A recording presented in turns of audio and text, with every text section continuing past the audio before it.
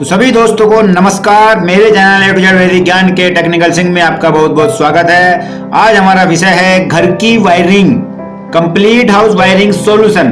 घर में दोनों तरफ फेस क्यों आता है। पहली वीडियो में आपने देखा था किन कारणों से या कौन कौन सी कंडीशन होती हैं न्यूट्रल में फेस आने वाली, कौन कौन से तरीकों से हम वायरिंग करते हैं, उससे आगे बढ़ते हैं। आइए ये सेकंड पार्ट है, शुरू करते हैं।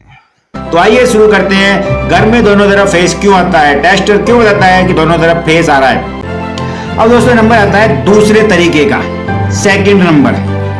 ये हमने कौन सा बताया था आपको, फर्स्ट नंबर वायरिंग का। वायरिंग टाइप जो होती है वो तीन तरीके से होती है हमारे घर के अंदर। नंबर एक तो ये हो गया, आपने न्यूट्रल फेस तीनों जगह ले जाके और लूप मार दिया। अब नंबर दो दोस्तों क्या आता है, नंबर दो में हम क्या करते हैं, न्यूट्रल उठाया और हमने तीनों रूम के अंदर लूप मार दिया। यहां से लिया, ये पुजा दिया, यहीं से टैप करके इसमें दे दिया, यहीं से टैप करके इसमें दे दिया। क्यों? क्योंकि हमें पैसे बचाने हैं डीपी के लिए।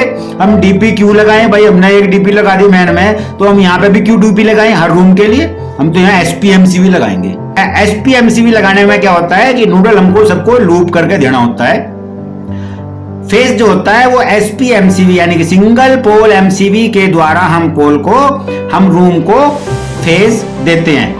दूसरी कंडीशन है ये। और तीसरी कंडीशन दोस्तों क्या है, तीसरी कंडीशन क्या है कि हम क्या करते हैं, न्यूट्रल और फेस उठाया और यहाँ पे हमने ये सिंगल एमसीबी नहीं लगा रखी है, एसपीएमसीबी, हमने हर रूम के लिए डीपीएमसीबी लगा रखी है।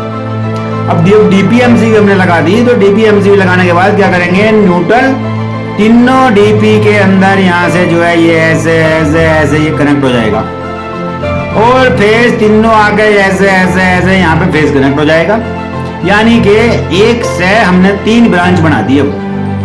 अब डिस्ट्रीब्यूशन बोर्ड इसीलिए इसका नाम है ना, इसका क्या नाम है, जहाँ पे एमसीबी लगी होती है, ये सिस्टम लगा होता है डिस्ट्रीब्यूशन बोर्ड। यानी कि हमें डिस्ट्रीब्यूट करना है, हमें जगह जगह फैलाना है अलग अलग तरीके से, अलग अलग रास्तों से। तो हम यहाँ पे हमने ये तीसरा नंबर कर दिया है कि डीपीएमसीबी लगाई और वहां पे न्यूट्रल फेस लेगा आगे। अब हमें इस रूम में रूम वन के लिए हमें क्या करना, फेस दे दिया और इसी से हमने ये न्यूट्रल दे दिया।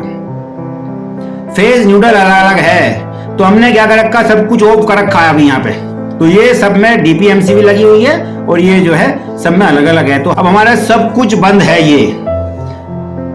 अब जो हमने ऊपर देखा था ना कि फेस में फेस आ रहा है, न्यूट्रल में भी फेस आ रहा, भाई न्यूट्रल में भी फेस आ रहा है और इक्विपमेंट को चल नहीं रहा। तो इसकी कंडीशन का हमें क्या पता करना है, हमें सब कुछ ऑफ कर देना है। स्विच सॉकेट जो भी है, एमसीबी वगैरह सब कुछ ओके, सब कुछ ऑफ रहेगा। और इस एमसीबी को हम क्या करेंगे, ऑन कर देंगे। जैसे ही हम इसको ऑन करेंगे और हम इसको फिर यहाँ चेक करेंगे। चेक करने के बाद क्या होगा कि अगर फेस में फेस है और न्यूट्रल में न्यूट्रल आ रहा है तो फिर ठीक है। अब ये आपकी वायरिंग एमसीबी तक की वायरिंग आपकी ओके है।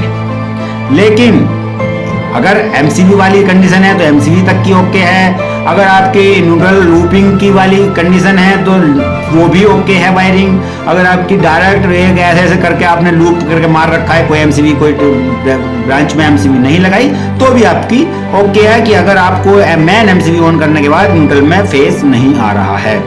यहाँ पे ऑन करते हैं और ऑन कर तो हमारी ये सब कुछ बंद है, ऑन कर तो ही और हमारे यहाँ पे न्यूट्रल में फेस आ जा रहा है। तो इसका मतलब क्या है कि आपकी जो अगर एमसीबी लगी है तो एमसीबी से पहले की वायरिंग शॉर्ट हो रखी है। एमसीबी नहीं है और रूम में आपने सीधा लूप कर रखा है तो आपकी ये रूम वाली मेन जो सर्किट है, जो लूप कर रखा है, उसमें कहीं प्रॉब्लम है, वो जल चुका है। आप उसको सीधे चेक कर लो और किसी चीज को जरूरत करने की नहीं है। अगर आपको एमसीबी ऑन कर तो ही, मेन एमसीबी ऑन कर तो ही न्यूट्रल में फेस आ जा रहा है। अच्छा दोस्तों, अब ये आ गया तो ये तो ठीक हो गया वायरिंग वाला, ठीक है, ओके। अब यहाँ पे हमने चेक कर लिया। अब हमने चेक करने के बाद हम जाते हैं, सबसे पहले हम कंडीशन लेते हैं कि हमने डीपीएमसीबी लगा रखी है और डीपीएमसीबी हमने यहाँ पे एक एमसीबी रूम नंबर 1 की हम ऑन करते हैं। जैसे ही हम रूम नंबर 1 की एमसीबी ऑन करेंगे तो हमें पता चलेगा कि हम यहाँ पे फिर दोबारा से चेक करेंगे। न्यूट्रल में न्यूट्रल, फेस में फेस है और न्यूट्रल में फेस तो नहीं आ रहा। अगर हमारे एमसीबी ऑन कर तो ही हमारे न्यूट्रल में फेस आ जाता है तो मान के चलो ये जो वायरिंग है जो रूम तक पहुंच रही है वो आपकी शॉर्ट हो चुकी है और वो कहीं से ब्रेक हो चुकी है, उसका न्यूट्रल खत्म हो चुका है और वो न्यूट्रल में फेस टच है और वो घूम के आ रहा है। हमने पहले वाली एमसीबी ऑन करके देखी, सब कुछ बंद है, न्यूट्रल में फेस नहीं आया। हमने दूसरे रूम की एमसीबी ऑन करके देखी, न्यूट्रल में फेस नहीं आया। हमने तीसरे रूम की एमसीबी ऑन करके देखी, न्यूट्रल में फेस नहीं आया।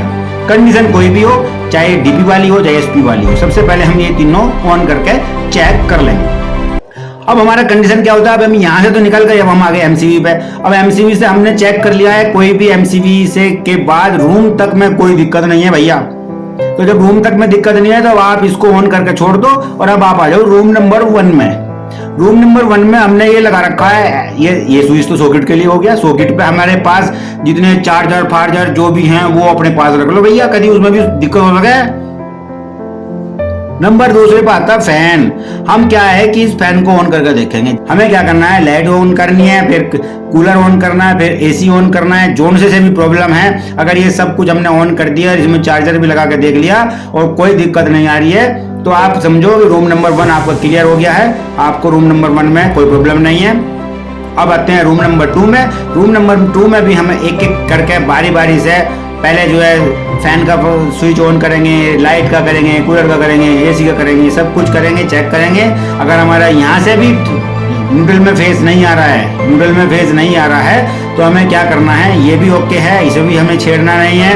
अब हमें तीसरे नंबर पे आना है और अगर तीसरे नंबर पे हमें ये लगता है कि हमारा जो है एसी में फॉल्ट है या कूलर में फॉल्ट है या लाइट में फॉल्ट है, अब हमें जो है रूम से छोड़कर, इस चीज से छोड़ के हमें यहाँ पे आ जाना है। स्विच से इक्विपमेंट तक की वायरिंग चेक करनी है, वहां पे कोई प्रॉब्लम तो नहीं है। अगर वहां पे भी ठीक है तो आपका इक्विपमेंट रूम नंबर 3 का आपका इक्विपमेंट जो भी है, या एसी है, फैन है, लाइट है, कूलर है, वो आपका फॉल्टी है, उसको रिपेयर कराने के लिए आप भेज दीजिए। बाकी आपके घर की पूरी वायरिंग ओके है।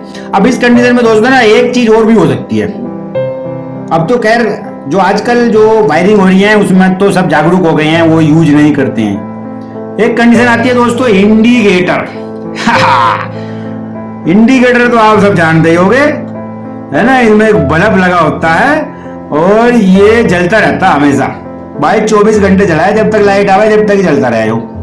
तो ये जो कंडीशन है ना, अगर आपके सभी इक्विपमेंट्स ऑन करने से कोई प्रॉब्लम नहीं है, ठीक है ना, और ये ऑफ करके ऑफ कंडीशन में प्रॉब्लम आ रही है, ये यहाँ से हमने ऑन करा ना, जैसे ही हमसे यहाँ ऑन करेंगे और ये सब चीज बंद है, तो बंद होने के बाद अगर आपका इंडिकेटर नहीं लगा है तो फिर तो ये ठीक है, लेकिन अगर इंडिकेटर लगा हो सकता है, इंडिकेटर में भी आपके न्यूट्रल में फेस आ सकता है।